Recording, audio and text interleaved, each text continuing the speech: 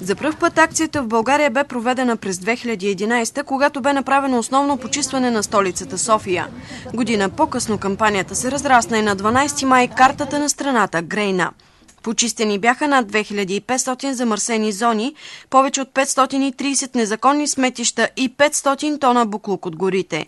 В акцията участие взеха над 10 000 доброволци от Търговище. Те почистиха 45 маркирани зони, отбелязани на картата на областта, и премахнаха 10 нерегламентирани сметища. На 20 и 21 април 2013 смета ще бъде извозвана от фирма на общината. Събраните отпадъци от съгражданите, както в града, така и по селата, ще бъдат извозвани на депото за неопасни отпадъци в село Пайдушко. Там, където има и строителни отпадъци, предполагам, че те ще бъдат насочени към депото за строителни отпадъци.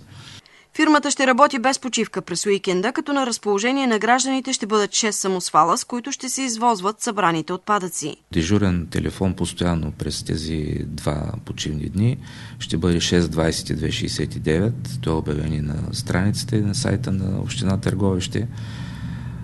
Отделно ще се включат като общите ни работници, товарачи на по-големи количества отпадъци.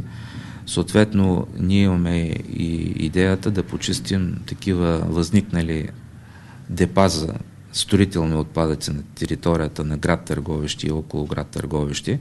Тази година най-активно включилата се в почистването област ще бъде промотирана в телевизионен клип.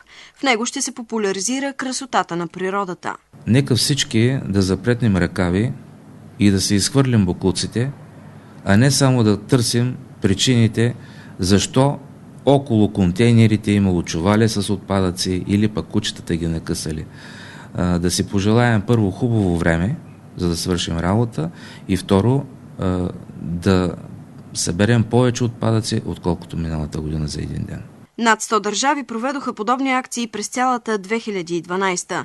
Тази година кампанията ще обхване и Средиземно море.